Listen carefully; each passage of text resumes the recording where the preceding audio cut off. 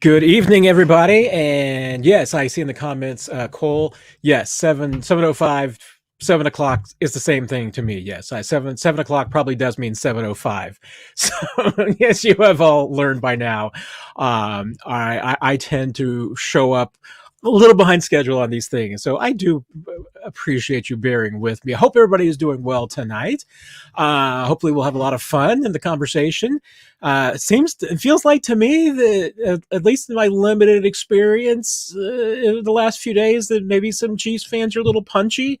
You guys and the gals are usually in a little bit better spirits. It usually picks up my spirits a little bit. So we'll see how it goes. But appreciate everybody who's jumped on tonight, and uh, we'll get into the questions here in a second. I think that really, amongst the biggest news of today really is the injury report and some of the updates with this team, because it certainly felt like on Sunday that the Chiefs were going to be coming out of the game against the Chargers maybe a little behind the eight ball injury wise, but really aren't too bad. I mean, they've obviously, I think that the injury at the left tackle position is the one that most certainly watched the closest. Wanya Morris in the concussion protocol, you really never know how quickly a player can emerge from that. It can take a few days, it could take weeks, you never know. So I never put any expectations on a player, and when we think that they might get out of concussion protocol, really all depends about when they get to that third and fourth stage and you can really get back onto the field before it's imminent. So take your time, and especially with a short week for Wanya, it's going to be difficult. But really, the good news was with Donovan Smith that Andy Reid says that barring a setback, Donovan Smith will be ready to go on Saturday. And that's big. If you don't have Wanya, you really need Donovan Smith back. And I think that was originally the plan all along for the most part with Donovan Smith, was to try and get that neck settled down from the stinger that he had, to get him comfortable so that he was ready by the time that the playoffs came along. That seems to, at least schedule is working as it is right now. Donovan was one of three players that was limited on Tuesday, along with L'Jarius Sneed and Kadarius Toney. Toney also looks like he is going to be ready to play on Saturday. So outside of the two players who just did not practice on Tuesday, which was Wanya and Justin Ross, who has the hamstring strain that popped up on Sunday against the Chargers, those are really the only two players in danger of not playing. So this team is in pretty good shape. There are a lot of players who are on the injury list that were still full participants, but the Chiefs are in such better shape than the Dolphins are coming into this. The Dolphins signed three defensive ends, pass rushers, edge rushers, including old friend Justin Houston on Tuesday, because they need to reinforce that position with all of the injuries that they had there. It's basically going to be Chiefs' old friend Emmanuel Ogbah, Justin Houston, Bruce Irvine. There's going to be just a couple of guys off the street that are coming in to rush the passer for the Dolphins this weekend. And then you add that with almost every single piece of their offense on the injury report with, I'm surprised Tua was not on there. We saw that, Tua Sunday night looked like he was battling maybe an issue with his hand, and he has been dinged up, but Jalen Waddle with the ankle is on there. Tyreek Hill, ankle, quad is on there. Devon Achane is on there with the toe and the ribs.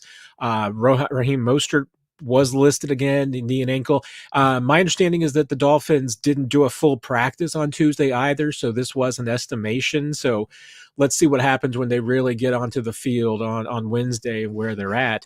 But injury-wise, Chiefs are in really, really good shape. There were two other updates that we got on Tuesday that were less promising for the Chiefs from an injury standpoint. One, Derrick McKinnon. He was in the locker room on Tuesday and unfortunately on crutches. He had surgery on January 2nd, so a week ago today, with Dr. William Myers, who is the specialist in the NFL and around the sports world, really, in Philadelphia for core muscle injuries. So he had a surgery on the sports hernia, which is kind of a bad term. They don't like to call it that, but that's what it usually gets called. But yes, that groin core muscle injury that he had.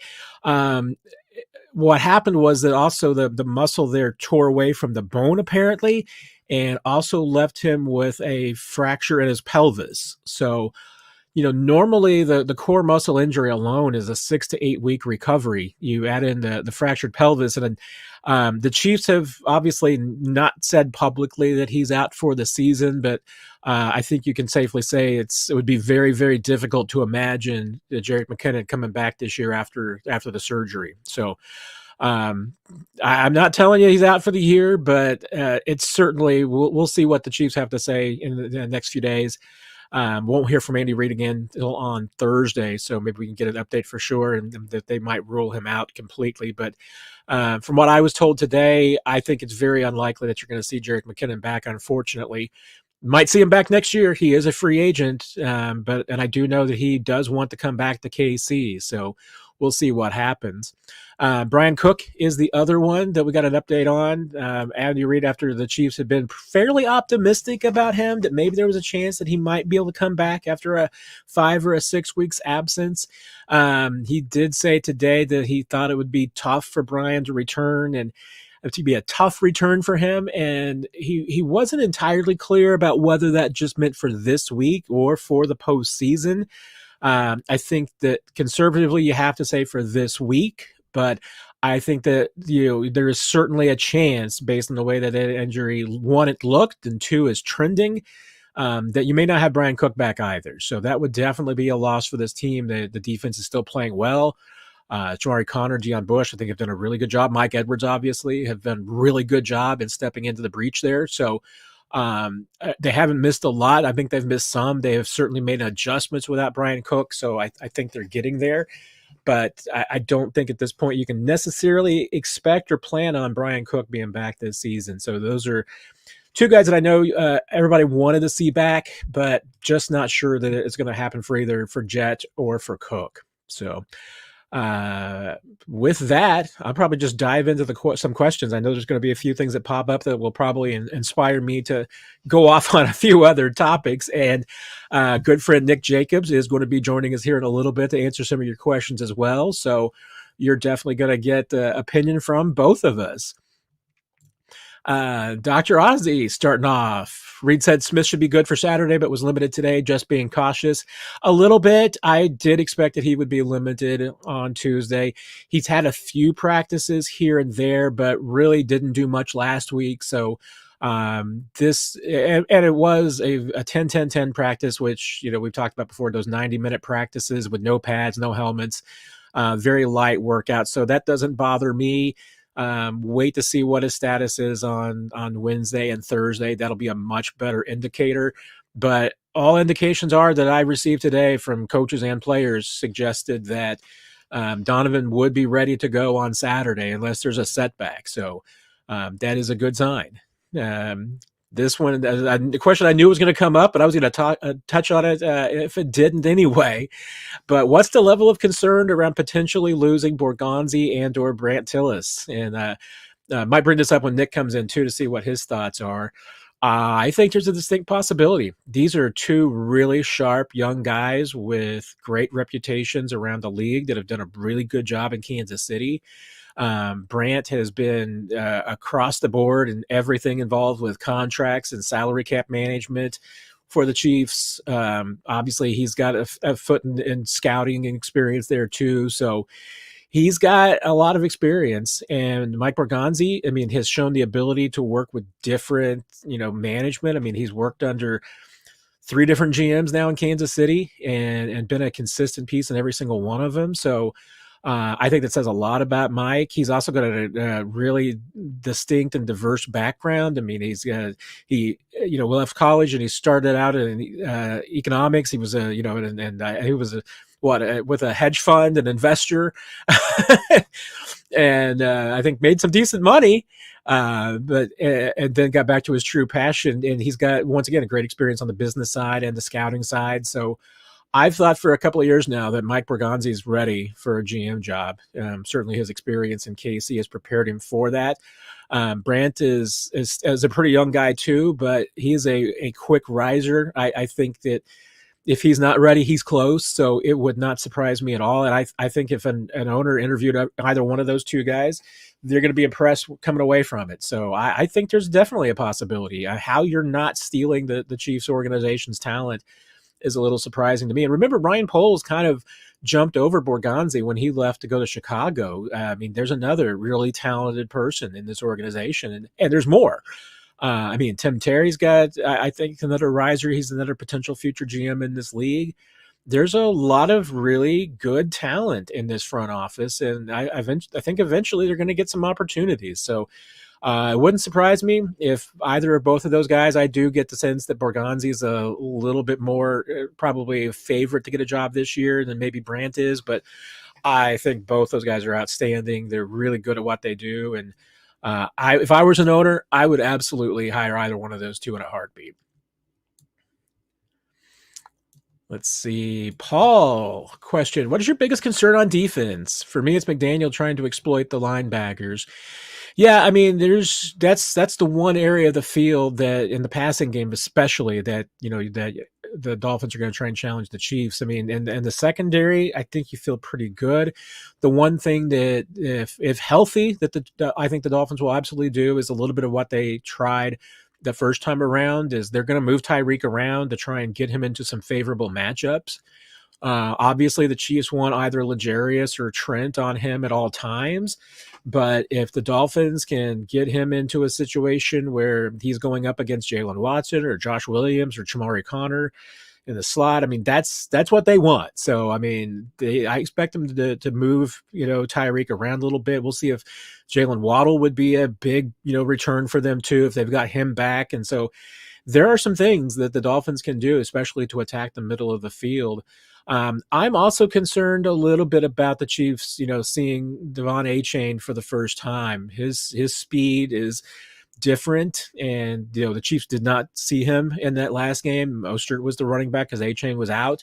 So, that to me is just the concern early, is to make sure that the defense's eyes get adjusted to him and his speed.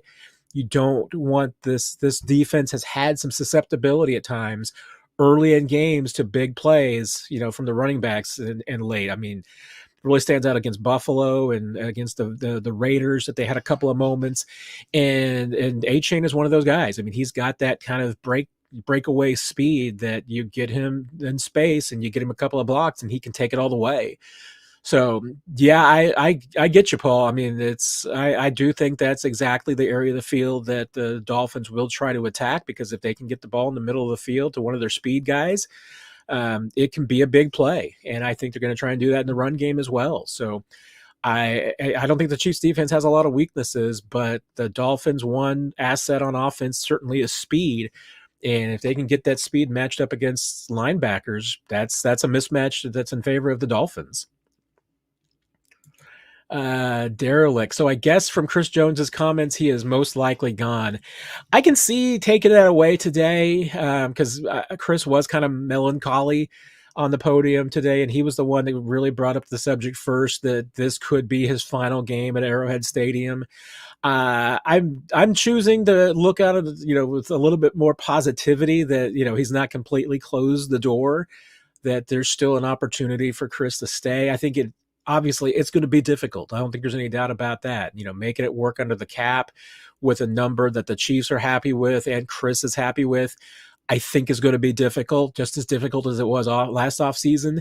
And I'm not sure that the Chiefs, can really afford to go through another months long contract standoff. I think they need a quick resolution with Chris's situation, and that's probably once again makes it more likely that Chris will leave in the offseason. But I know he doesn't want to. I know the Chiefs don't want him to leave. It's going to be difficult, but I'd say have a glimmer of hope that Chris might stick around, but there's no doubt. I mean, I think in the situation that he's in, it's probably only natural for him to think that this might be his last time around, since he doesn't have a contract for next year for the Chiefs, and it was a struggle to get the last one done. And obviously Kansas City has meant a lot to him. So, it's not a place that he's eager to leave. So I get why he might be dwelling on it a little bit this week. And, as the weeks go forward, thinking that this might be his last game as a Chief. Brandon, what do the Chiefs try to stop the run or the pass? I mean, honestly, I mean, do what they do. Yeah, I mean, I think there's some things in the second half of the first Chiefs Dolphins game that you want to go back and look at and learn from, because the Dolphins did have some success in that second half. But I don't think if you're Steve Spagnuolo and that defensive staff, you're really doing a lot different this week. I think you're still focusing on your fundamentals and exactly what you do and your strategy. I don't think you change anything up for this team. I mean, they've got an effective pass rush, and I think you absolutely have to go after Tua and make him uncomfortable in that pocket. You got to be aware of his ability to work outside the pocket, so it's important to set that edge. Make sure that he doesn't escape outside, doesn't buy time. I mean, the one thing that the Dolphins want to do is they want to get rid of the ball quickly to their speed players. And that's where, the Chiefs had a lot of success in the first meeting with really clogging up the passing lanes, making Tua uncomfortable. Even if they weren't getting to him, they were getting hands in the face, batting balls. I mean, that's exactly what you got to do against this Dolphins defense or offense. And the Chiefs, I mean, that's, I think, the strength of their team. I think they're a really good matchup for the Dolphins, even when the Dolphins are at full strength. And the Dolphins aren't right now. So I think you got to feel pretty good about this Chiefs defense. Is if it turns in one of its usual performances, then I think they're going to be just fine. And lo and behold, our good friend Nick Jacobs has a conversation. Hello, sir. Hey, Nick, how are you doing tonight? I'm good. How about yourself? I am doing pretty well. Nick Jacobs from KSHB 41, as you can tell from the background. Yeah. I tried to do it, and I was hoping it'd help out. Appreciate you popping in there, Nick. Maybe here's a great question for you if you want to weigh in really quickly. I was just kind of talking about because Brandon was asking about what the Chiefs can do to try to stop the run and the pass against the Dolphins, and my short answer was just do what you do, because I think the Chiefs match up pretty well against the Dolphins, even when they're full strength, which they're not right now. Mm-hmm. And I think there's certainly a few things I had to look at the second half of that first game, but to me, it's Steve Spagnuolo.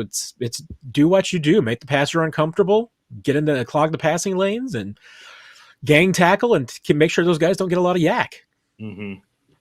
Yeah, I mean, from a run perspective, part of it's going to be interesting. I mean, when they're in the base formation with the 4 down linemen, 4 linebackers, depending how much they do that, it'll be interesting to see. But from the base formation, it's gonna. I mean, look, the Dolphins' offensive line, it's not very good to begin with in run or pass. So that's the number one part that you have to the equation that they can do some damage with. So in that part of it, I think it's gonna be up to the defensive line to get physical. It's gonna be up to the linebackers to be okay with giving up a couple yards. And the reason I say that is because the Dolphins want to play action pass off that.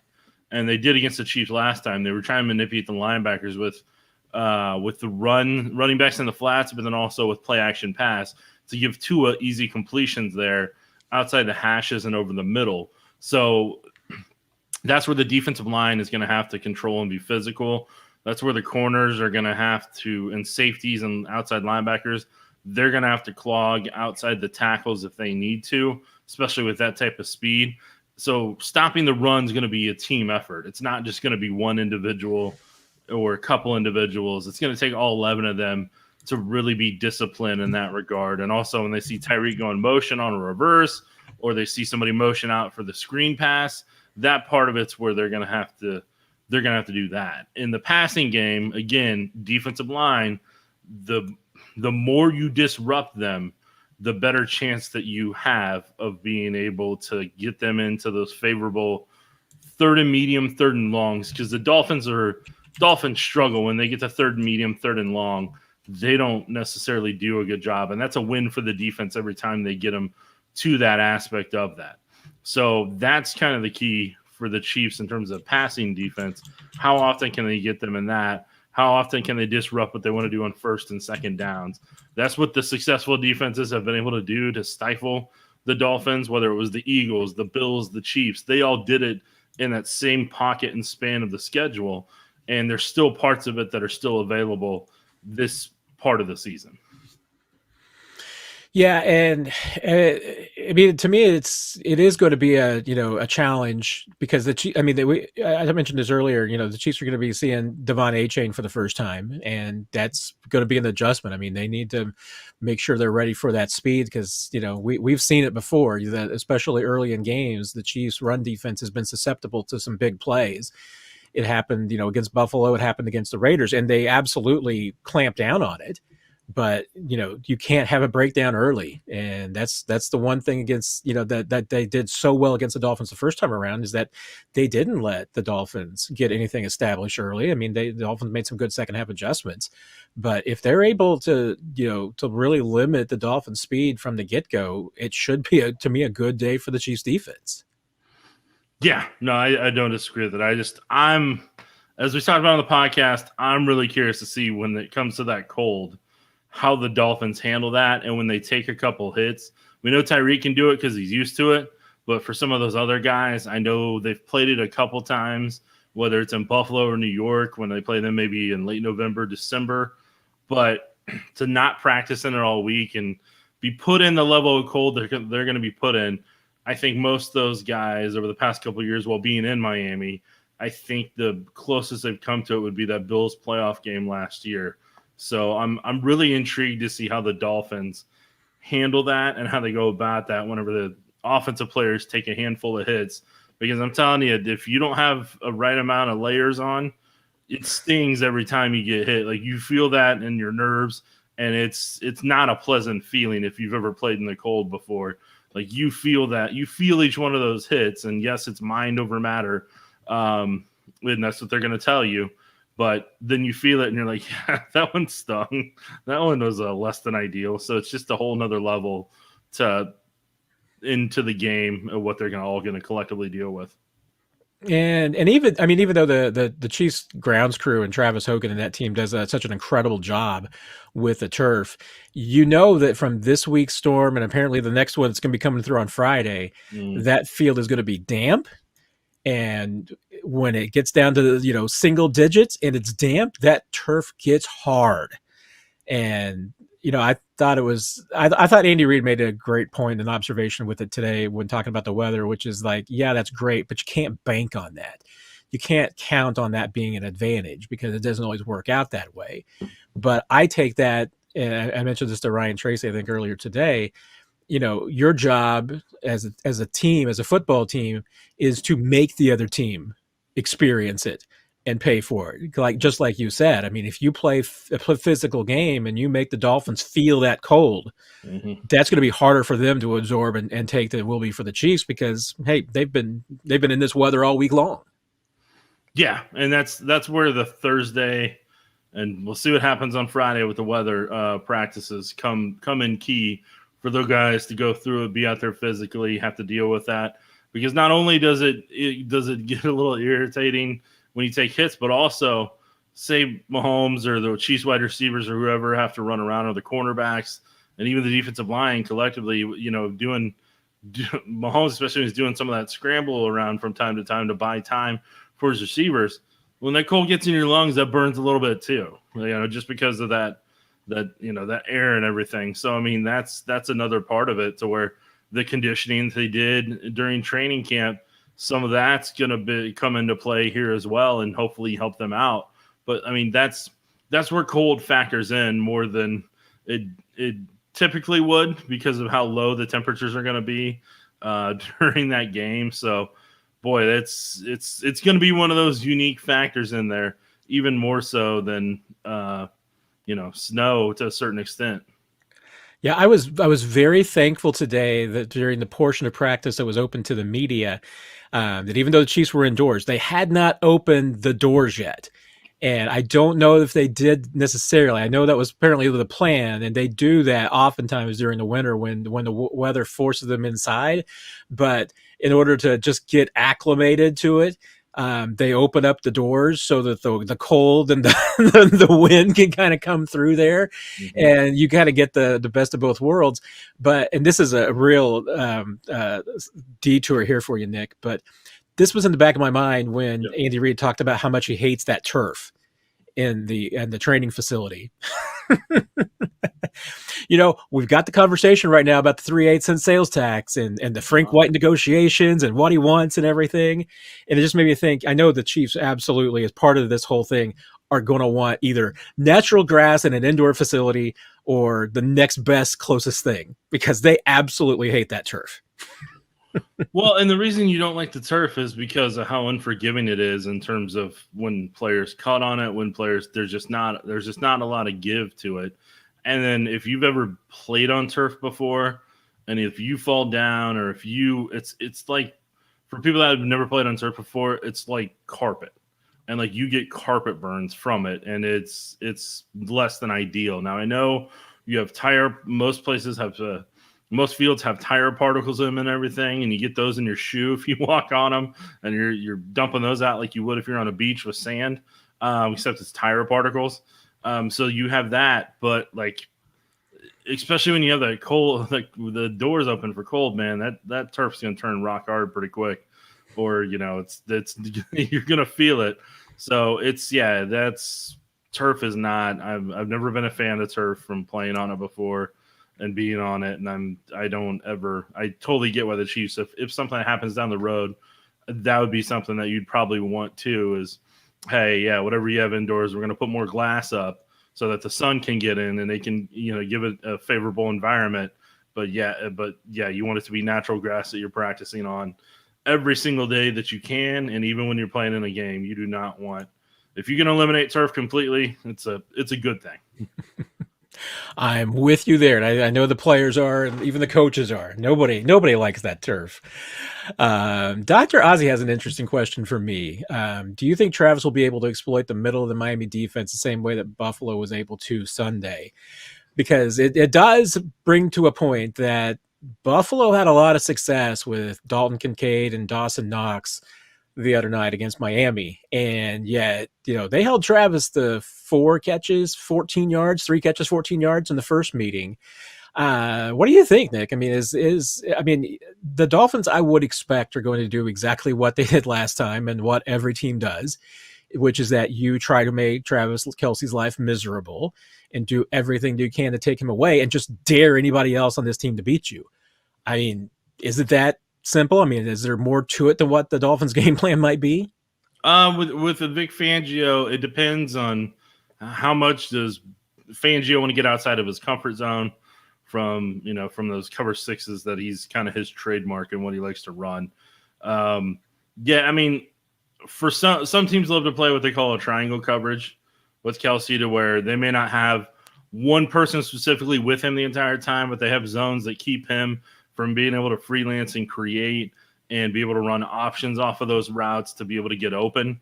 So, I mean, in that aspect of it, if you're Vic Fangio, if you're a coach, if you're a defensive coordinator going against them, like, you want to make it as hard on Kelsey as possible, not just for the structure of the play, but when Mahomes takes off. And like, you want people to essentially spy Travis Kelsey in a way, if they can, with that kind of zone, whether it's in triangle or double, in terms of what they do. You want to give him as little room as possible so that Mahomes has to go find somebody else and Mahomes has to rely on somebody else. And that's where Rashee Rice comes in, and you want Rice to be that guy who kind of helps with that. And last year, that was Juju Smith-Schuster who could be able to do that. Rice has kind of had to fill in that role as best as he can as a rookie. So that's where that portion is going to have to come from. Then at the running back position, can Clyde Edwards-Helaire help a little bit in the flats and be able to make some people miss? That can help that, because it would have been McKinnon if he was healthy. But unfortunately, he's on IR, and that's not going to happen. So those are going to be part of the puzzle pieces of what you're going to have to do to try to work Kelsey. And like I said, it all comes down to how stubborn Fangio is. Because if he sticks true to what he is and how stubborn he can be sometimes, especially he was in Denver, the Chiefs had some good games against them because of how predictable he was in Denver. In Miami right now, the fact that he doesn't have a Xavier Howard, how does he want to cover that part of it? The fact he doesn't have his normal edge rushers, what is he going to do to try to create pressure? Or is he just going to sit back in zones and just have to accept that he doesn't have all the personnel that he did in Germany to be able to kind of execute both in coverage and in pass rush, what he did to try to slow down the Chiefs last time. Yeah, it's going to be tricky. I mean, I don't think that obviously the Chiefs are going to be able to do some of the exact same things that the Bills did. I mean, that's just I think it's going to be two different approaches. And once again, I mean, Vic Fangio, I mean, he has done a really good job of going after Patrick Mahomes in the past and challenging him. And I think that's probably, even Mahomes will tell you, I mean, I think that Fangio has been one of the more difficult defensive coordinators that he has gone up against in his career. But yeah, I think it's going to be very, very difficult just because the Dolphins are going to do everything that they can to try and take away Travis. I don't think there's any doubt about that. Just a big part of it to me is just going to be how good does Travis feel? I mean, after getting the last week of the season off and getting a little bit of extra rest, I mean, I don't think there's any doubt that the tail end of the season has been tough for him with all the little dings that you get throughout the year and just having to deal with the knee from the very beginning of the season. Mm-hmm. Let's see how fresh Travis is, but a healthier Travis Kelsey would be a big plus for this team going into the playoffs. And so we'll hopefully find out Saturday night if he's there. Quick question from Jesus, and just because I wanted to be able to say that, yeah, if you've got any questions about the injuries and Brian Cook, and we got a Jerick McKinnon update, go back to the beginning of the discussion tonight because you'll get all the injury report there. Yeah, not good for Brian and Jet, but the Chiefs did have some other good injury updates today that at least makes you feel a little bit better, especially after the game on Sunday when it looked like they were really, really hurting, especially on the offensive line. Brandon always has some interesting questions for us. Here's another one for you, Nick. I know my answer, but I'll let you go first. Would you fire Matt Nagy and bring in Alex Smith for OC or a quarterback coach? First part, Alex is going to want to coach and not spend time with his family and do ESPN once a week to stay in the football community, keep his face out there. Because coaching's a demanding job. Like, you're going to be spending a lot of time going through tape, trying to find ways to be able to to be able to have the answers for the questions that defenses are putting out there in front of you, to be able to stay ahead of defenses, which offenses are having to work on this year collectively, not just the Chiefs. So that's going to take up a lot of your time, and you're not going to be able to watch your kids grow up as much as you probably want to, especially the higher you get up in the coaching in the coaching spectrum. I'll just call it that, or hierarchy or ladder, whatever you want to call it. So like that part of it, like there's that aspect of it. Alex has already made more money as a player than he's probably going to make as an assistant coach in any way, shape, or form. So like if he wants to live his life, play golf, spend time with his family, and just comfortably do that, like he can do it. Like he can have a part-time job on ESPN doing that and having fun with that a couple days a week, then spend the rest of the time with his family. So why he would want to become a quarterback's coach, I don't know. And you don't throw somebody in just to be an offensive coordinator immediately. There's a certain way you work yourself up over time and make sure that coaching is what you want to do before you get to that point. And I know everybody keeps saying that the trendy thing is to fire Matt Nagy, that should be the solution. Look, the West Coast offense has a lot of particulars to it that involves specific things in terms of what you're supposed to do route-wise, where you're supposed to cut at, what your timing's supposed to be, how to create rhythm, how you create spacing so that you can manipulate what the coverages are doing, being able to read the coverages, and in Andy's system, run options off of that. So if you have 4 or 5 guys all rowing in the same direction in terms of what they're supposed to do with the coverage they see, and that is on the same page as Patrick Mahomes, you get some of the Chiefs offenses of old. The 2017 at times, the 2018 offense, 2019 offense, but then you also have the speed of Tyreek that forces teams into specific unpredictable coverages so that you can work underneath and have those type of things. That makes any offensive coordinator look good. That helps every offensive coordinator in the league when that happens. So whenever you have that combination of those things, you can be one of the top 2 offenses, be as efficient as and effective as you want. But when you don't have those things, you have some of the seasons like you do right now. And so I get that that's the trendy thing. I get that's what everybody wants to do. But, if you don't have certain ingredients, for example, I made a red beans and rice the other day. If I didn't have some ingredients for it, things not going to taste good. Things not going to be good. But if you have all the right ingredients for it, boy, is that a good dish to keep you warm during this cold month.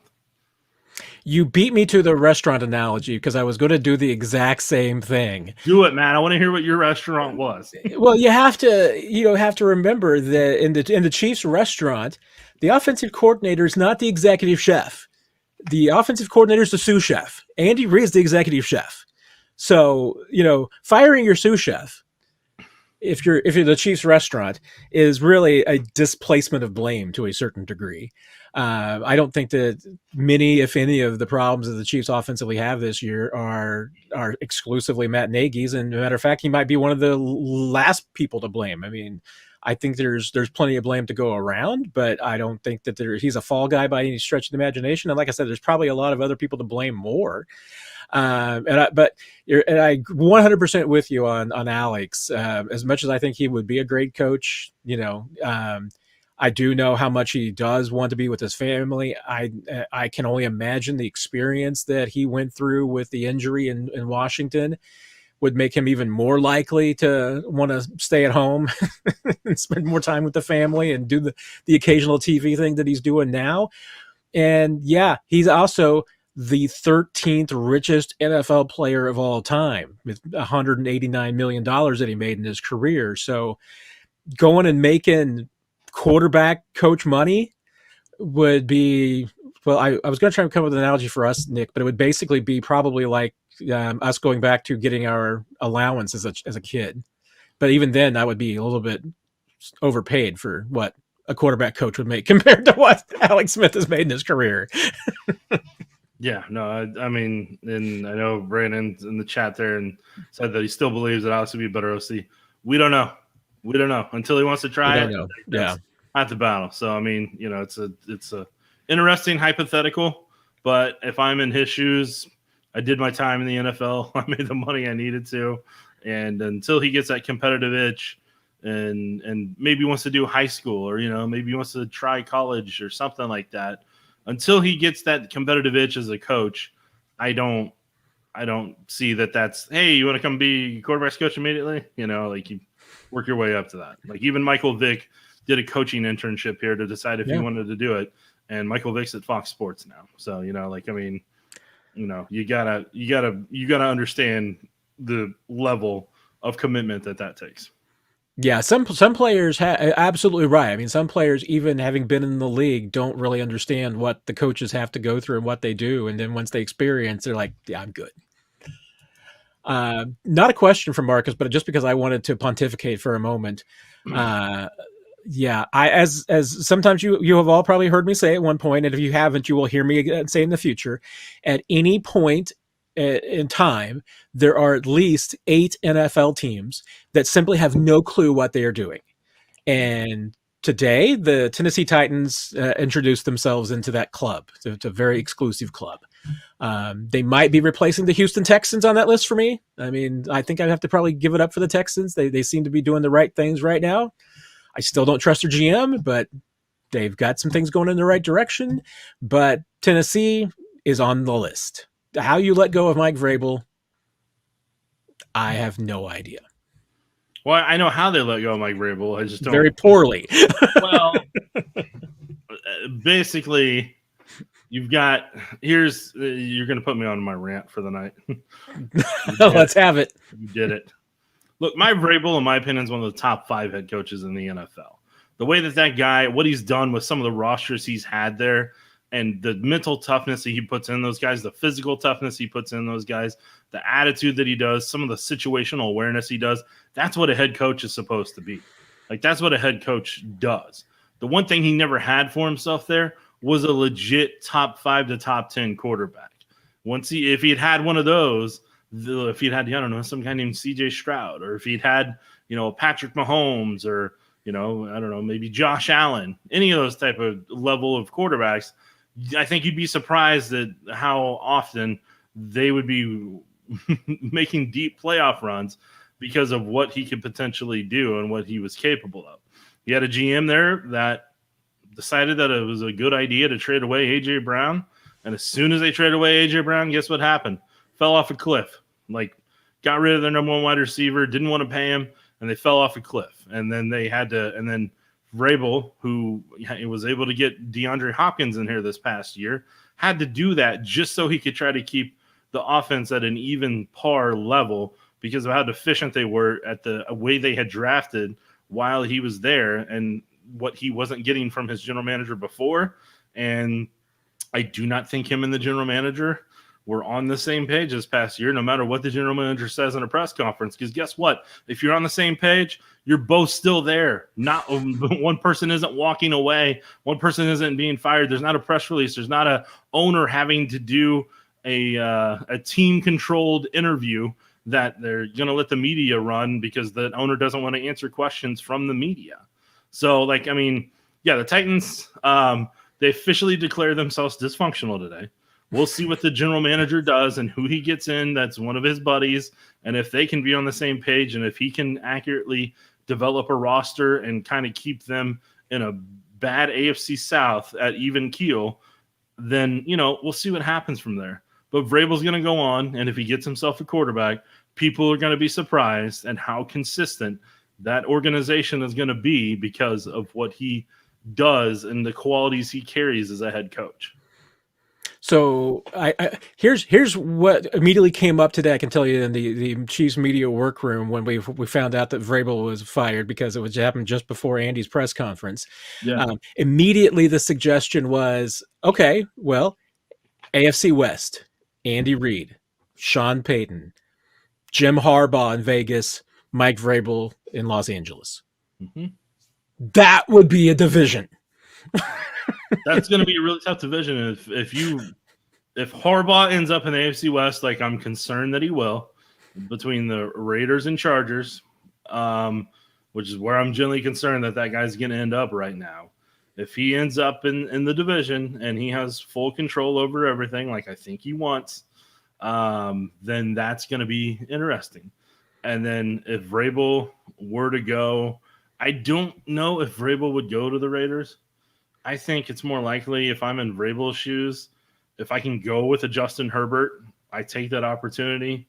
If he can go to New England where they're going to think the way that he does and where he grew up and where he's a part of and know that he has patience in a family like the Kraft family to be able that will truly appreciate that he knows the Patriot way and what they've been about, but also kind of gives them some fresh ideas in that regard. That's another strong landing spot for him. And I would listen to what the Commanders had to say. I don't know if I'd want to go there, but I'd at least listen to what they have to say and use them to potentially drive the price up at one of the other two spots you want to go to. See, I'm like you. I like Mike Vrabel. I mean, I do. I'm with you. I think he is one of the 5 best coaches in the league. I think they're right. I mean, as far as even the AFC goes, I would put him, Andy Reid, and Mike Tomlin on my list of anybody I would make a coach immediately tomorrow. But because I do like him, I do not want Mike Vrabel to go to an organization that has a quarterback mess. He deserves a team that's got a quarterback and he can just build around and see what he can do as an actual coach, building a team. So no, I don't want him to go to Washington. I don't want him to go to Atlanta. I mean, he deserves, at least Justin Herbert level. I mean, deserves better, but at least Justin Herbert level. All right, man, I'm gonna ask you a question first. Fire away. Who are the dysfunctional franchises for you right now? And I'll give you mine. That is great because I have not actually put it down on paper as of late. Yeah. And like I said, I mean the Texans have been on there firmly for a few years now, so I might have to move them off because they've made the playoffs and C.J. Stroud and Will Anderson were actually great moves. I mean, I don't know if you have to be geniuses to be drafting those guys that high, but okay, yeah. I mean, they got those 2 right, so I will give them that. Cleveland has been on my list, so now I'm going to have to possibly take them off the list, and that hurts. But the New York Jets are perennial members of that list, so absolutely. I still can't move Jacksonville out of that group because, I mean, they're 9-8 because they have Doug Peterson, but that is a 4-13 organization through and through, been from just ownership and everything else. I mean, I think Doug Peterson is just propping up that entire organization right now, but that's just me. And just wait, they're going to give him one more year, and then they're not going to like what they see, and then they're yeah, no. I mean, he's probably going to go 9-8 next year, and then they'll run him out of town, and the next guy's going to go 3-14. So, so I guess okay, I'm up to 2 now. The Raiders, of course, are perennially in that group and just absolute champions of it. Chargers are always on the cusp, but I usually just say that the Chargers are cursed rather than being incompetent. I still think I'm probably going to say just cursed. The Commanders are absolutely in that group right now. I have the Giants in there. That's one of my 5.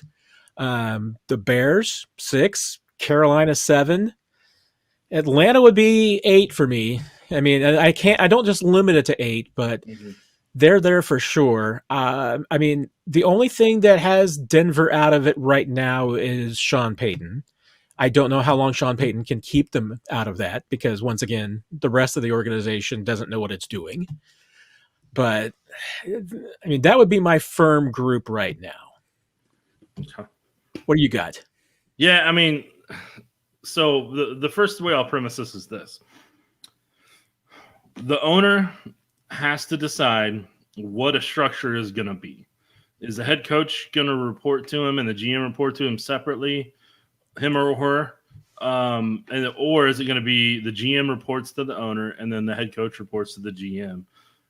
And that's the first thing you have to decide. The second thing an owner has to decide with the GM or the owner decides and the GM has to do, what type of organization do you want? What type of football team do you want on the field? What represents what your city is about? What excites your city?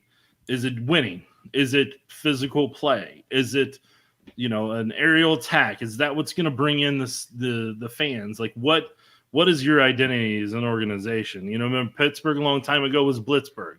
Had, that physical style of defense and that power run game, and that's who the Steelers were. Whether it was Bill Coward, Mike Tomlin, or whoever, they had that physical style of a team. So that's the first part of that puzzle. So when they go chasing names or they just go chasing people that are the trendy play callers at the time on offense or defense, you're not creating an identity of what your organization is or what your team is or how you want to go about it. What type of players do you want in that locker room? Do you want people that have certain styles to them? And with Clark Hunt did a phenomenal job going out and getting Andy Reid. One of the biggest turning points of this franchise was Clark Hunt, Mark Donovan, and them going out and getting Andy Reid and then bringing him into this organization. Then Andy helped create that identity and brought in the general manager you wanted at the time, John Dorsey, and then later when it became Brett Veach, and they built a foundation that has had a winning season every single year. So if you look at the teams that are routinely floundering, Arizona, they're routinely floundering. The Panthers have absolutely no identity or what they want, and I'm sure they're gonna hire the trendy offensive coach to build up Bryce Young, and we'll see if that works or not. May have a great offense, may have an awful defense. I don't know. We'll see. And then Washington has just been an absolute mess. But with new ownership, we'll see if this is the time where they can start turning around. Atlanta, once they moved on from Dan Quinn, they became a mess. The Bears have been a mess for a while, and I don't know if that's ever going to turn around. Peyton kept the Saints from being an absolute cluster, but since he's gone, the Saints are just clawing at mediocrity. The Chargers have been another mess as well. That's weird to say with how many winning seasons they have, but with the injuries that they routinely have and how little they win in the postseason, the Chargers are that's that. The Jets, that's like you said, that's another one, and then the Titans join the party. The Texans will decide here in a couple years if it was a one-hit wonder, just like your favorite song, or if it's something that they're going to be able to build hit after hit, album after album. Yeah, I'm with you. I mean, I think we're pretty close in our group of teams there, and you're absolutely right. I mean, a lot of the teams that are in that list are on that list because they have terrible ownership, and they're just going to continually make the wrong mistakes time after time. I mean, and you're absolutely right. I mean, if anything that the Chiefs' experience over the last 40 years has shown you anything, is that your best way to be a success in the NFL is to have a head coach who is organized and efficient and not necessarily a dictator, but has a set of core values by which they run their organization. And that ultimately defines everything, because I think you can say that about Marty Schottenheimer. I think you could say that about Andy Reid. I think you probably could have said that about Herm Edwards before he got to Kansas City. I'm not sure what happened in Kansas City, but when the Chiefs have had some bad, head coaches, I mean, it's because I think that they just didn't have that core identity about philosophy about how to run an organization. Didn't necessarily mean that they weren't good coaches and good coordinators. I mean, and good people. I mean, Gunther Cunningham would absolutely be in that category, but no doubt, I mean, he was a little overwhelmed as a head coach. Then there's coaches like Todd Haley, who I don't actually know how I got a head job, but I'm still perplexed at that, because every time I mean, Nick, one day we are going to have the long, hard conversation, if not just every day, because if Jamal Charles doesn't make the Hall of Fame, it is Todd Haley's fault. How? Okay. He backed up Thomas Jones. He was a healthy scratch one week for Dontrell Savage. Look, the reason Todd got the job is because Charlie West probably couldn't get out of his Notre Dame contract at the time, and Romeo Crennel, if I remember correctly, just had hip surgery, even though he just got fired by the Browns. And on top of that, there's a certain general manager that remained nameless. I think he wanted somebody he could control, and that he didn't think would step out of line. And oops. Well, it took a little bit, but it got there. Let's see where I think I lost my question. I had it all queued up here. We were getting ready to go. Sorry, that's my bad. No, it was not your fault at all. You had a great question. I can't find it now, but I know what it was. It was about now that Washington is going to be blowing things up. What's going to be the status of EB, and should the Chiefs be interested in a reunion? I can't see it happening, but I don't know about you. Boy, everybody loves to bring everybody home. Everybody wants to bring everybody back. Bring them home. Come on. Eric Bieniemy, Frank Clark, you name it. They want to bring them all back. Look, Eric Bieniemy, we'll see what happens. But for me, here's the thing.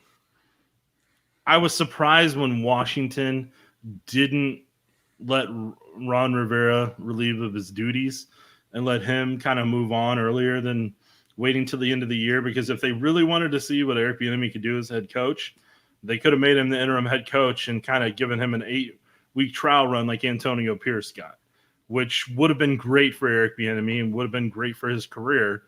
And the fact Washington didn't do that, in my opinion, was a really big disservice to him and to some of the owners that may have their doubts about if he can run an organization. How would he handle running an organization, being the face of the franchise? That was a good opportunity for the ownership in Washington to do that. Now, my question becomes, why didn't they let him do that? Was it because they didn't want themselves to look dysfunctional? They just wanted to ride out the year, or they didn't want to have to pay Eric more money? I don't know. And have to pay Ron to go away. Who knows? I don't know the answers to those, but those are probably all theories that one of those roads is probably accurate. But so Eric's at a point right now where whether if he goes and becomes an offensive coordinator with a better offensive roster that he can be able to work with, I think that would be good for him. But coming back to Kansas City, I don't think helps his career to become a head coach personally. That's just me. Him being away and people asking the question, do the Chiefs miss Eric Bieniemy, whether it's national media or fans, that actually helps him. That may, so that's where it's actually helped him. And I think people need to understand that like, hey, like people are recognizing that he did play a role and factor into this team winning some Super Bowls. So where he goes is going to be interesting. And I will be very intrigued if there's an opportunity that arises in Jacksonville with Doug. I'll be very interested if there's an opportunity with Doug or if there's another team. Just seeing how the head coaching thing works out here, I think, is going to be interesting to see if there's an opportunity that could arise for Eric Bieniemy. Yeah, I mean, it's certainly not precluding the idea that, hey, maybe Eric Bieniemy does get a head coaching job. I mean, there's going to be some openings this year, so there's going to be probably a couple of more that still come up. So doesn't preclude that possibility. I'm with you. I mean, Eric Bieniemy wants to be a head coach in the NFL. Coming back to Kansas City, even as an offensive coordinator, would be a step backward. And, and the Chiefs have no interest in moving on from Matt Nagy. So, that would probably be a little bit of, too many commanders and chiefs, if you will, in the kitchen. So I don't see how it would work real well. But that's me saying I'm one of the biggest Eric Bieniemy fans there is out there. I mean, I think he deserves a head coaching job. I think he did a very fine job in Kansas City. I think given an opportunity and maybe a head coach who supported him a little bit more in Washington, he would have probably made a success there. He did a lot with very little in Washington this year with a very questionable quarterback situation. So I think he's a good coach. One person who I know is never going to be having a reunion in Kansas City, we will see on Saturday night, because Justin Houston, as Primetime Gala points out, is going to want to show out. Not a question, but I just need to highlight this because we were, once again, another joke in the immediate workroom today was that I won't say who said it, but I wasn't creative enough to come up with it, Nick, but said that I'm sure that if the Dolphins lose this game, that Justin Houston has it in his contract that they have to cut him so he can sign with whoever the Chiefs play next week too. Look, I mean, Justin Houston, before the knee issue in 2015, when he had the 22 sacks, like he was gold. Like he was one of the more dominant power rushers in the game. He would disappear at times late in games, but he still got his money from the team. And pretty much the year he got his money from the team is when the injury happened, and he really never regained the same form from that. So my personal thing is like, hey, I get it. He's trying to chase a ring, and this is a chance to let him do it. But at this point, he's kind of like in Ndamukong Suh, where he's a mercenary just trying to get a ring at this point. And I don't think that's going to be – Kansas City's going to be a part of that journey for him on this roster. I know he's with the Dolphins right now, but I don't think it's going to work out there. So, Frank Clark's coming back to Kansas City before Justin Houston does. Yeah. Well, Bart's got a question. I'm interested in what your thoughts are, Nick. What about the Dolphins' offensive line versus the Chiefs' defensive line? I mean, once again, Dolphins do have some injuries. Terran Armstead's been banged up, so they probably are a little bit vulnerable. But I mean, I thought the Chiefs' defensive line played pretty well the first time around, and I don't have any real reason to believe that they couldn't do the same thing this time too. Yeah, Dolphins' offensive line is not very good to begin with. And that's what they're going to have to work on in the offseason to really kind of help their team, along with adding depth in their pass rush on defense. So, like, that's what the Dolphins are going to do in the offseason. But, yeah, no, right now, the Chiefs' defensive line, they have a good chance if they really put their mind to it and really get physical. They can make Tua's life uncomfortable all day long. Yeah, and I'm with you. I mean, Eichenberg and Armstead are really the only two Dolphins offensive linemen that I think a lot of. But even then, I mean, Armstead's been banged up. I mean, that's the story of the Dolphins right now, is that they are banged up across the board. Red Royce, Miami running back, is the man I want to keep him locked down. Well, I mean, both of them. I mean, Achane and Mostert. I mean, whomever is going to be in the backfield. That's a key part of it. I mean, especially with the injuries that the Dolphins have. I mean, I think they need to figure out a way to establish the run, and I'm just not sure if they can do it. I mean, especially if the Chiefs are focused. Yeah, I mean, Achane's he's got serious speed, and he can get around the corner. And I mean, I'm nervous about him in the flats and potentially in the screen game. He's got some serious speed to him. So I mean, the Chiefs linebackers and Chiefs secondaries gonna have to be right against him in both folds. And then, like you said, Raheem Mostert he's a solid runner. So like I know Steve Spagnuolo said multiple times when he did with when they were playing the Titans, a heavy run game a couple years ago, about how you got to kill the engine, and the engine's that run game. So that is basically you gotta get rid of the oil so that engine can't start, or take out the battery. I don't know. I mean, take out the battery, to get rid of the oil to where the engine locks up, or not let it get heated up if it's got an engine block to it because of the cold, all those aspects to it. I had to put up the comment from This Is Ribo, Nick. You're a bad A and his top chief source. So keep up the good work. I cannot agree more. That is kind words that I'm not used to hearing. Very confused by this. Normally it's somebody criticizing my weight, or telling me I'm an idiot. That's normally what I get. So this is very confusing. I don't know what to do with my hands, Matt. You put them together and you say, thanks, Ribo. I thank you. Right. Thanks, Ribo. Brendan's got a question that I think we're going to answer a lot between now and March, April, June, July, August. Which receivers do they bring back next year, in your opinion, and do they draft one in the first 2 rounds?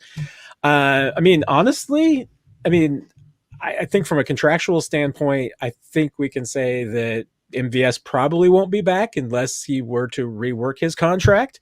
It's built for an out for this year, so I've always been under the assumption that unless there is something reworked, that Marquez will not be back. I, however, can't really make a case that anybody else will be gone next year. I mean, you've got Rashee Rice, who obviously is not going anywhere.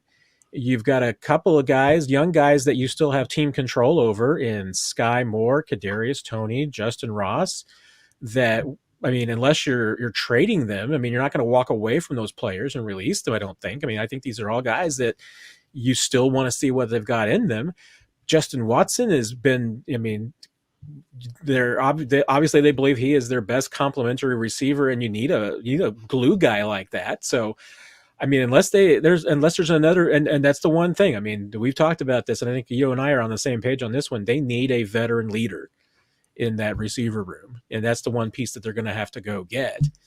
But I mean, I can see a lot of these guys coming back. They may not all win jobs, but I'm expecting them to at least be on the offseason roster and going into training camp. And like I said, unless there's a trade of some sort, but when you got young guys under team control, you don't walk away from them. Yeah, I mean, for me right now, like you said, the number one thing they have to do in the offseason is to find a veteran wide receiver that can be the leader of that room and really kind of help hold them accountable, is kind of the Sherpa of the wide receiver room, help guide them on their journeys of how to read the coverages, work their way through the voids with some of the younger guys, and kind of be the tempo setter for them. So that's the number one thing they have to get. Number 2 part they have to get is speed. And I'm talking like they need somebody that can, when those windows are open, they have the speed to hit it at that moment and hit it exactly when they need to. So I think they need to add that as well. And those 2 things are, in my opinion, not on that roster right now. And I think there's a variety of ways. And I think they should always be investing at receiver through the draft. Each year, I think they should be getting somebody in the top 4 rounds. Doesn't necessarily have to be first or second, but I think they need to continually invest in that position so that if they do need to walk away from somebody making $25 to $30 million a year, they already have somebody behind them each time, hopefully, that they've developed that can kind of pick up that slack to where it doesn't just fall off a cliff like it did after Juju Smith-Schuster who I believe was the leader of that room last year, was able to do that. And unfortunately for Rice is a rookie, and could he become the Juju Smith-Schuster? Sure, but to ask that of a rookie was always going to be a tough ask, and I think that's part of the reason that things kind of went the way that they went. So there's some veteran receivers out there in free agency that Matt and I are going to talk about on the 41 is a Mic podcast in the offseason. Already planned some things out the other day for what we want to do in the offseason. So that is going to be a heavy topic in there. But, yeah, no, I think you need to add some free agents. I think you need to draft. And I would love to see 2 or 3 different faces in here next year to pair with Rice and to help take pressure off Travis Kelsey. And there's some stuff I'd like to see added at the running back position.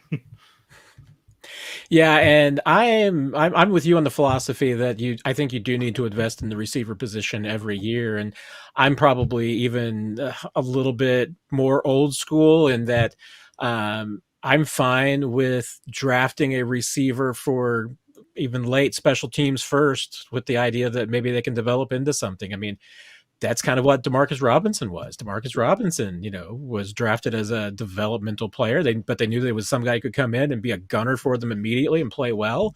And eventually, turned into a decent piece on a Super Bowl championship team. So, you never know what you're going to find. The only thing I'm hesitant upon always is just going in and saying you're going to come out with a player at this position in this round, because you do that, you end up making bad picks. And the Chiefs have done some of those. I don't want to be a Bashaud Breeland beater, but not Bashaud Breeland. Breeland speaks. Too many Breelands. At least I didn't drag poor Breeland more under the bus on that one. But no, you draft Breeland speaks because you put yourself into a position where you have to draft the defensive end, and so you draft a player that didn't really fit what you were doing. And I'm the same way. You can't just draft a receiver for the sake of drafting a receiver. It's got to be somebody who fits what you do. So I fully expect that the Chiefs are going to invest in the draft at the receiver position, but that doesn't mean you shoehorn in a bad pick just for the sake of taking a receiver. And I see somebody said they lost a bet because I wore a normal T-shirt today. I don't think it's a normal T-shirt. What was the bet? Whoever in there, put it in the comment section right now. What was the bet? And for this is not a normal T-shirt. This is a Callahan Auto Parts T-shirt from Sandusky, Ohio. And for people, let's see how many people in the comment section understand the reference of what that is. I knew it was a reference to something. I can't remember what it is, though. I want to see if anybody in the comment section right here will pop up and show what it is. Again, one more look at it. Callahan Auto Parts in Sandusky, Ohio. I kept wanting to do a quick search. Search it right now. Nobody in the comment section said okay, I now immediately know the movie, so I got that going for me. Just know I'm getting more shirts like this. And John wins it. Thank you, John. And Marcus won it too. Outstanding work. I salute you. I saw that comment. I knew that it was not a normal shirt, and I just couldn't place the reference. So I apologize for my. Normally I'm a lot better in references than that, Nick. So I feel like I let you and everybody down. I don't remember. I did not. No, Coach. I did not eat paint chips as a kid. That is a phenomenal movie quote from that. That was outstanding. Good work there. I can't remember. There was something about a guarantee. Like the guy's like, but does it have a guarantee on the box? So like this live Q&A always has a guarantee. There you go. I don't know what a guarantee is yet, but that we're guaranteeing something, Matt. What do you want to guarantee on this? I'm gonna try and guarantee that I'm gonna actually make it through the questions tonight, because I realize that we're at 8:13. I'm only at 7:26 with the questions. Oh man, lightning round. Let's go. Wheel of Fortune. Lightning round. I know what it is. Let's go. Andrew, what are we expecting out of Hardman? Loved all the snaps last week to ramp him up. There was no doubt. And Andy touched on it on Tuesday, saying that that Mecole wanted the work, he needed it, and Andy thought he needed it too. I don't think you're just throwing Mecole Hardman out there for 58 snaps, every single offensive snap against the Chargers, just to eat snaps up with the backups. I think you're doing that with a purpose. How much of that purpose is what it is. I mean, I do think that Mecole Hardman is going to have a role this week. Can't necessarily guarantee I know what that role is going to be, but I think that they're planning on using him. Matt, you nailed it. Yes. See, it's that kind of insightful analysis that makes you want to come back. No, I mean, like this is what, if I'm them, I use him in some NBS's roles to clear things out with the speed, make the safeties respect the speed. And if anybody even gets that idea that Dolphins decide they're going to run single high, oh, you let that fly to Mecole Hardman. Chuck it deep. And I guarantee it because I've got a Callahan auto part.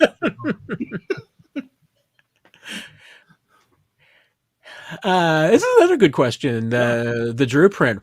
Why do you think the Chiefs haven't used the screen game more this year, especially with the wide receiver situation? I've had that kind of question pop up a couple of times, even offline, that the Chiefs just don't feel like that they've used the screen game as much as they have in the past. I mean, I think some of it. I think honestly, I mean, I think a big part of it is the offensive line. It's not that it's the weakness of the offensive line. I think it was that Andy Reid has a very exacting screen game as far as using the offensive line, and having two new tackles was a lot to get them both incorporated into it. We have seen them do it at times, and obviously it's been very, very effective. I don't have the numbers to just back it up, so I think we're anecdotally going with the fact that the Chiefs haven't run the screen as much as they have in the past, but it does feel like that. And hey, you know, Derrick McKinnon's probably a piece of that too, because he's been so effective with it. Any insights you've got, Nick? The only declarative statement I can make on that is that they definitely haven't run as much in a game as they did when they had Jamal Charles against the Oakland Raiders. I can say that one for sure. No, but I mean, the screen game, a part of it is just the way that the coverages are going to be. And part of that is if you have somebody like Tyreek, like that with Tyreek, or maybe even, you know, with Mecole this stretch that can kind of keep the safeties back, that eliminates two. Then part of it is you're looking at tendencies of what a defense does. Do they like to blitz on this down? Do they like to blitz from the left side or the right side? And if they do, that's when you kind of use that to start to slow down. But if teams are dropping back in zones and everything, yes, your offensive line can get out into space, but if those guys are 10, 15 yards back at the sticks, you know, they got to work in space and some blocks may be missed, and it may not work out with some of the tunnel screens that you could do or the wide receiver screens. And it's just when you're doing it based on an opponent's tendencies. But then also you got to have this thing called speed at running back that can really effectively take advantage of it, or at receiver that can take advantage of it. A Mecole Hardman can take advantage of it without a problem. A Kadarius Toney could he's going to do a little bit of zigzag that you're like, all right, just run straight. But like, you know, like NBS, you're probably not doing the screen game with. Justin Watson, you're not probably really doing the screen game with. Running back wise, if you're doing it, you're doing it with Clyde because of the vision he has in the open field, but he's not necessarily going to break it for a touchdown. And I think you probably have touched on the other thing too, which is you're exactly right. I mean, you know, the screen game is most effective when it's timed against the right opponent. Yeah. And, you know, you want to do it against obviously a team that's going to be pretty aggressive against you. Well, defenses aren't aggressive against the Chiefs. I mean, they all, for the most part, everybody just rushes forward and drops 7. I mean, you can throw a screen, but if there's 7 guys drop back in coverage, the screen's not going to go very far. No. So, you know, it's probably for the Chiefs, it's most effective probably when they have been in situations where teams are bringing an extra rusher, they're bringing a blitzer, and they maybe have been in some 3rd and long situations that could maybe help them out. But that's probably the other big part of it, is that you just need teams to be playing you aggressively, and nobody's playing the Chiefs aggressively. They're willing to patiently sit back and just wait until the Chiefs make a mistake. And unfortunately, the Chiefs have obliged defenses at times this season. Yes. What, Matt? We still gotta get through questions, man. I'm trying to. I know. I mean, that's how we're gonna do it. I like it. Dr. Ozzy back. Any inkling of what the wide receiver snap distribution is going to look like on Saturday? I mean, I don't know, Nick. I mean, I'm with you. I mean, I think that a good distribution would be a bit more Mecole Hardman and a little bit less MVS. I think it'll be a lot of Rashee Rice. Probably quite a bit of dose of Justin Watson. Outside of that, a little bit of sprinkling in of Kadarius Toney too, but I don't know if I have any earth shattering notion or any take that it's going to be dramatically different than that. Yeah, no, I mean I think MVS is going to be on the field most of the time, even if it's to run clear out routes. He's going to be out there. He's going to be clearing stuff out for guys underneath. Like you're going to see a lot of Kelsey out there. I think you're going to see a substantial amount of Mecole. And I think you're going to see bits and pieces of Kadarius Toney, and then I think you're going to see a lot of Justin Watson. And I'm hoping to see some 3 tight end sets that can be able to help them run the ball and get physical and run it down their throats and run some play action pass off of that. Whether that's 2 or 3 tight end sets, I'm hoping to see some of that. And we'll see what happens from there. But I mean, yeah, I think for the most part, you're going to see MVS out there. I think you're going to see obviously a bunch of Rice, like you said. And then I think you're going to see a blend between Watson, Hardman, and some Kadarius Toney, and maybe some Richie James. But my hope is the offense doesn't have to be out there for more than 50 plays because they scored so many points. That's what I'm hoping for. I am not going to promise anything for Richie James because I've been too many times burned by saying and thinking this is the week that Richie James is going to get some work. It's not going to happen. So I'm just accepting of that and moving on. But come on, Matt, lightning round. Come on. You gotta have that timer in your head like Mahomes in the pocket. All right, Casey Harold. Matt, do you think the NFL will ever allow teams to have their own TV group like MLB teams? Heck no. You're shaking your head also. Yeah, no. Like, what? Everybody what they got is making too much money as it is now. Let's put it this way. The networks pay the cost of travel, production, talent, all that type of stuff. Then on top of that, they pay the NFL money to be able to distribute it. So the networks handle all logistics, all financial costs, then pay for the rights. So the NFL teams almost have no cost in any way, shape, or form for that. Why would you take that on? Why would you take on that cost? That's not how. If you can have a business where somebody pays you money just to distribute your product out there and they handle all the costs and expenses of it, yeah, no, you should do that because all you're doing is printing money. Yeah, the NFL has the best TV deal of any league in the world, probably even better than MLB and Premier MLS League. Wishes they had than what the NFL does, both in the money they get and not having to deal with any cost. Yeah. I mean, and as long as, I don't even remember. Does the league even black out local home games anymore? Because I think that slowly faded away. I think they're all technically sellouts anyway. So, I don't even remember the last time that an NFL game was preempted in the local market on a blackout rule. Which means I remember one Chiefs game. I remember that too. 2012 Cleveland Browns around Christmas. It hasn't happened in a long time, and I don't think I think those days are gone. I don't think it's going to ever happen again. And so essentially every team has got its own local broadcast for free. It's brilliant. Let's see here. I'm probably missing someone, and I apologize if your comment is very hurtful right now. The slowest lightning round in podcast history. I know. It's because Steve, it's not the podcast. Okay, come on. Blame me because I'm the one that does a terrible job going through all the comments, looking for the questions and everything. And yes, put a bunch of question marks in your question if you want me to see it, because that will definitely. Matt, I am telling you, like, if this was Sunday Sound Off, I'd be telling you to wrap it up at this point. I know. I can already hear you. 10 seconds in my ear. Michael, why would the Chiefs not go after Taysom Hill or another quarterback, tight end, running back hybrid if Mahomes won't do quarterback sneaks? Well, it's not that he won't, because Patrick Mahomes would do a quarterback sneak if Andy Reid would let him. It's just that he won't let him. But and they've had that in Blake Bell, so they've probably have. I think they've tried that a little bit. I mean, they had John Lovett, the kid from Princeton was the quarterback turned tight end that I think they would have loved to have been the future Blake Bell. I totally So, forgot about that. I yeah. was like, oh, wow, that's awesome. They get the guy from The Wedding Singer in SNL. That's so cool.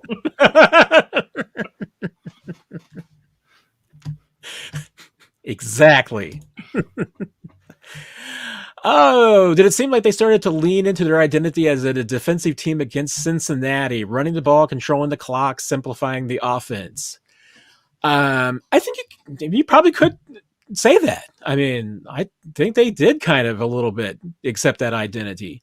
I think their plan was more specifically just to, I mean, was to simplify the offense, to get kind of back to basics and everything. But I mean, that is what you do. I mean, if you've got if you've got the number 2 scoring defense in the league, to me, yeah, you just figure out a way to control the clock, run the football, put together a few scoring drives. I mean, you don't need 48 points if they got the number 2 scoring defense in the league. Yeah, I think they were testing some things out before the playoffs to see if that formula would work for them, and they found out that it did. So I do think that that's their recipe for success. In terms of the foundation to build off of, and we'll see if they can add some pieces to it with Mecole Hardman and his speed being a part of that party.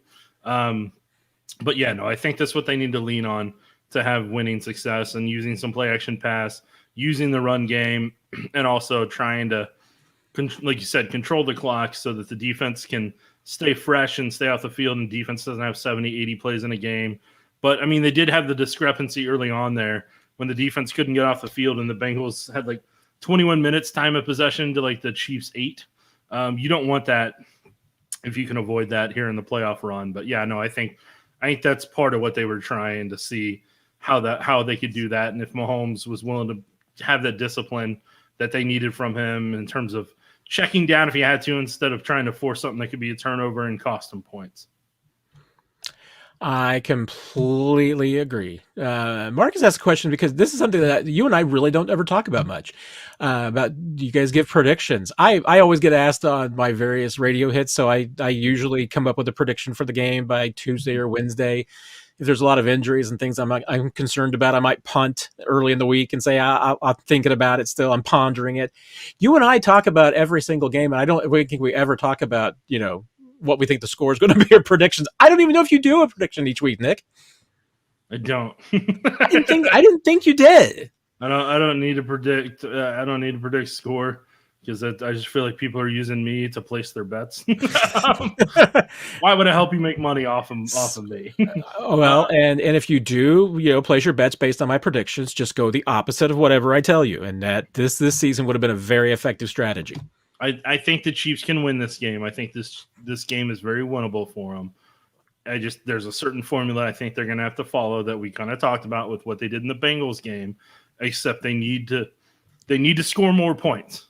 I know that sounds weird to say, but those red zones have to be efficient. They got to be creative. They got to run combination routes together to get the guy open, get the ball to him, score touchdowns. That's what they have to do.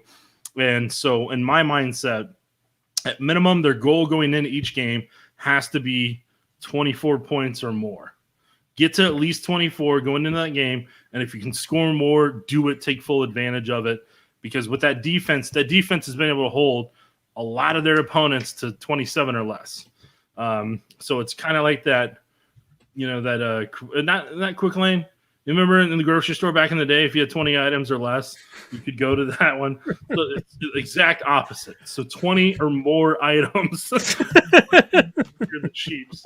So no, that's what. Yeah, 24 or more. Then you can go through that lane and keep moving on in the rounds of the playoffs. See, and I'm going to infuriate you because my prediction as it stands now, which I do reserve the right to change based on new information, anything that happens and everything. I am going with the Chiefs 23-20. So I don't have them at the magical 24 number, which is a problem. Well, Matt, you just tried to have the Chiefs lose. Good job. No, I'm kidding. But no, that's the mental mindset they got to have. And it's been brought up 5 different times in here, so let's keep doing it. I'll do this one for you. Frank Clark, since it's being asked again, Chris Jones is going to keep tweeting about Frank Clark. I totally get it. That's his buddy. But there's not a lot of gas left in that tank, man. Frank Clark gave everything he had to this organization, everything he physically had left. And I'm sorry, but I don't see it. If they wanted to bring him back on practice squad, okay, but I don't think Frank wants to be on practice squad. Do you think Andy's been holding out the secret plays, Nick? I sure hope so. I sure hope so. I mean, the press conference, he never does. But hey, if he's got something saved away for red zone work, I am all for it, man. If it scores some touchdowns.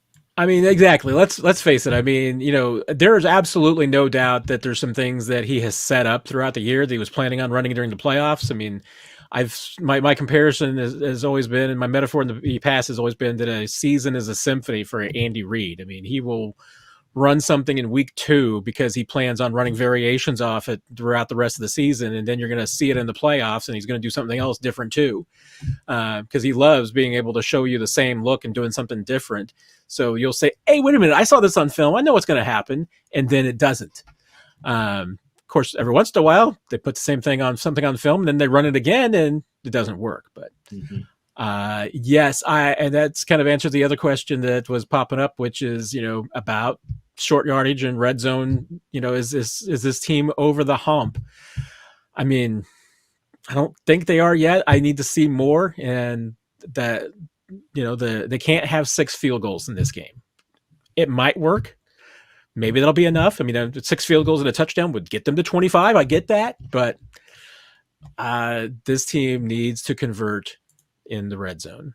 Well, and that's the thing is most playoff games come down to 4 things: turnovers. What do you do in the red zone? Do you convert in short yardage? And then finally, I don't remember anymore. I've broken Nick, everyone. I'm sorry. You have broken me. Good job. What did I say again? What were the 3? Turnovers, and turnovers. Yep. No, it was turnovers, red zone, short yardage, and then the final. I can't remember the final one, but those are kind of what most of that revolves around. Is what the Chiefs can do in the red zone. Oh, and then the other one is, can you score on special teams? If you can score on special teams, that is always a big tide turner, or have a couple big plays for your team on special teams, not against your team. I don't know, maybe don't catch a punt inside the end zone that you may fumble in a playoff game and things go sideways. Like, don't do that. That's something not to do. I would call that plan B for sure. Yes. And no, plan C or plan D.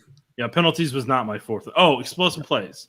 Explosive plays is another one that, like, if you can have some explosive plays, however you get them, like that, those chunk plays really kind of help turn that tide. But no, the 3 biggest is turnovers. Can you convert short yardage? Can you get to the red zone and punch those in for touchdowns? Because if you think about a lot of the Chiefs playoff games over the year, they came down to not being able to execute in the red zone. Well, and I mean, for this game, and I'll probably be on this stance throughout the entire Chiefs postseason run.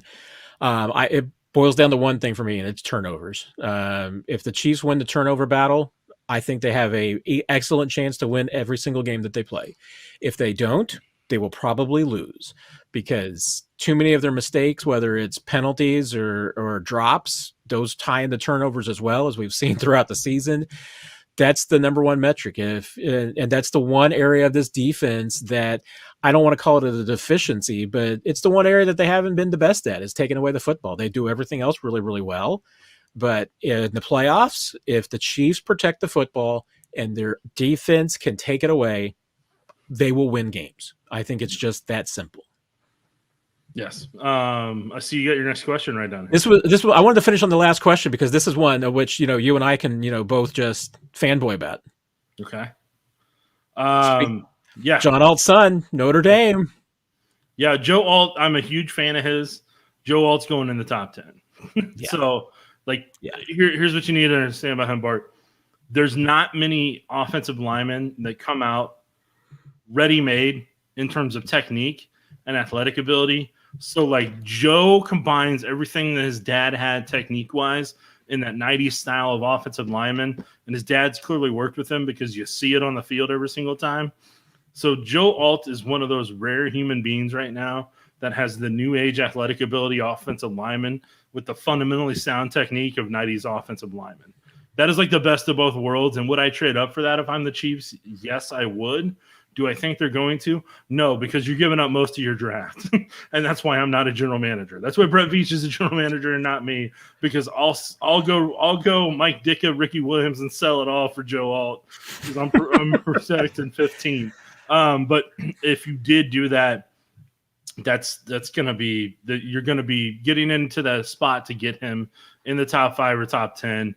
You're easily giving up your first, second this year, a first next year, and I don't know if a first the following year would do it or a combination, but you're giving up a lot to get him. So unfortunately, you needed the Chiefs to be really terrible this year to be in the top 10, or have used a terrible team to trade out of their spot last year to get their first round pick this year to be able to have made that happen. Because I know people say, well, how about we franchise Chris Jones or Ladarius Sneed and trade them away?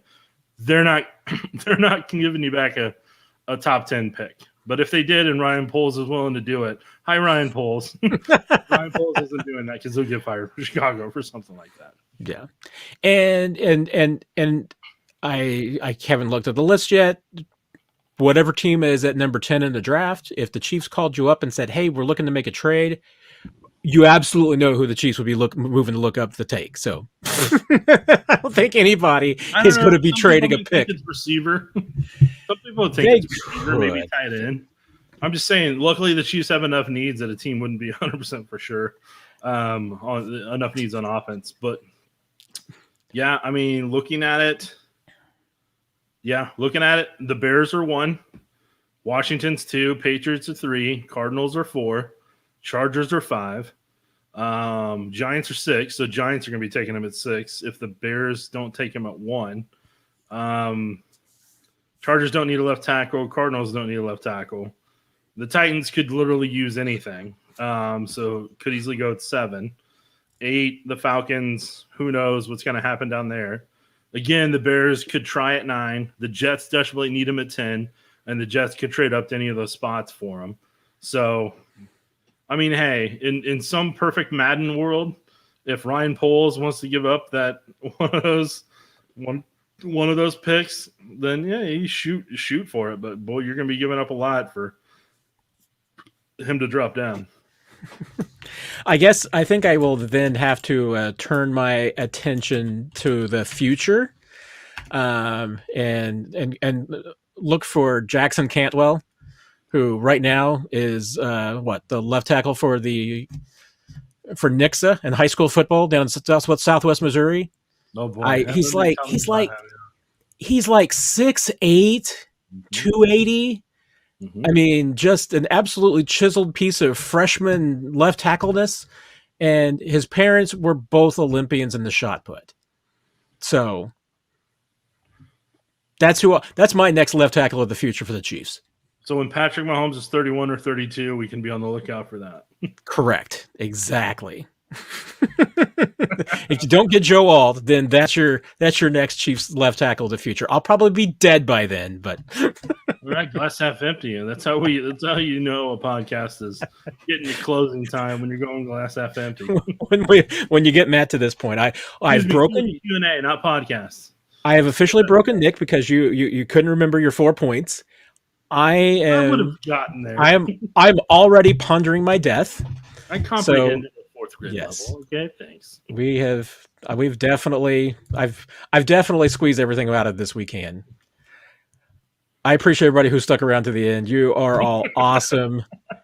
Nick, thank you for spending your off time with me. I do appreciate the snow for helping us out, because I know you'd be at the grocery store right now if you hadn't gone yesterday before the snow hit. You're 100% right. And I don't have to take the trash out tonight either, because they're not doing trash for the next 2 days because of the snow and having to clear out the streets. I know we don't. Nick and I have the same trash day. We don't have trash now until next Wednesday. Yeah. So you got to save up your trash. It's a tough break. It's a really tough break, but you know what? We'll get through it, and hopefully we will have so much trash from celebrating a Chiefs victory in the wild card round. There you go. We'll be sweeping up all the fireworks. Oh, hey, promotional stuff before I get out of here.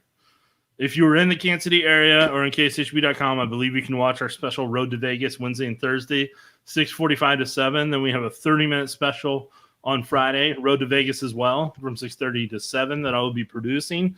So when I'm not out at the press conferences the next 2 days, I will be putting those shows together to give you some of the best Chiefs content in town. I'm not going to say all the Chiefs content in town, some of the best, because I put my head and my heart into it. Yes, you I'm do. actually working on a little bit of it right now. But don't tell them that because I'm probably supposed to charge. So let's keep it between all of us on the pod on this Q&A. And then the game will be on KSHB 41, the station that pays for my health insurance and for my ability to survive and live. We will have the game locally in Kansas City. For those of you that can get KSHB 41 locally in Kansas City, it'll be there over the air for free. If you have the rabbit ears or an antenna of some kind, and obviously, if you have the satellites, whatever you may have to be able to get KSHB 41. And then obviously Peacock TV will have it available for the rest of the country. And if you're in Miami watching this right now, I'm really surprised, but they will also be on locally down there in the NBC affiliate locally there as well. So I have plugged everything that I can for our station. KSHB 41, your home of the Chiefs.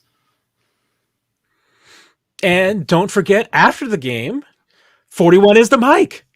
We'll be back for you.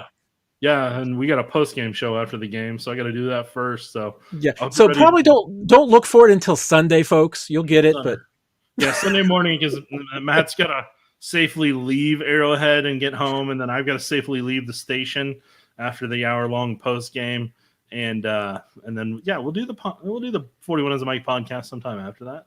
There you go. It'll be early AM for you and I probably. Will we still be up at that point? I mean, I'm usually on game nights. I awake until like 2 or 3. So yeah, you'll be up then. We'll be good. Yeah, we'll be good. So Sunday morning, if you wake up at 8 or 9 or sometime after that, it'll be available. Or apparently, maybe if you're awake at 4 o'clock in the morning when snap counts come out, you can look at snap counts and listen to the pod. That is a good point, Matt. That's part of the reason I'm still up at that point. I know that Nick will be listening to some podcast and looking at snap counts at 4 o'clock in the morning. I know there's normally not a lot of podcasts out of that time. And here's the other thing. I don't like to listen to podcasts till we've done all our stuff, just so I don't have any of it influence any of my thoughts. I completely understand that. I'm with you. Because those people did hard work too, okay? And I'm not going to disrespect that. That is true. Well, Nick, thank you so much once again for joining me. Couldn't have as much fun without you. And thanks to all the commenters. I've loved the conversation as always. And yeah, Marcus has a good point too, which is that if you have NFL Plus, I think you also get it because all primetime games are right on NFL Plus, maybe? I cannot comment on that because I don't know. I'm not sure of it either, but that's been true all year. I don't know if it's true during the postseason, but if it is, there's maybe another option for you. Although, if you're not enjoying the fine quality I have Peacock. See, Nick, so I'm a proud Peacock supporter, I guess. Yeah, you got it too. Sorry, Matt. I can't answer that for you. I'm breaking up. I can't hear you. I'm going through a tunnel right now. Well, Nick, thank you very much. Once again, appreciate everybody who joined us tonight. Thanks for the comments. Thanks for the likes, the subs, you name it. You are all the best. I truly appreciate it. I'll be back. We'll be back on Friday, kind of wrap up the week, Friday afternoon with another discussion. See if I don't think Nick is going to be available this week, but maybe I can get another special guest to pop in and join us and help us answer some questions. They'll join you on Friday, and then Nick and I will be back with you, like I said, for 41 is the mic after the game on Saturday. Hope you all have a great week and a wonderful weekend, and we will catch you later. Thank you very much, and enjoy watching some Chiefs football. Take care, everybody.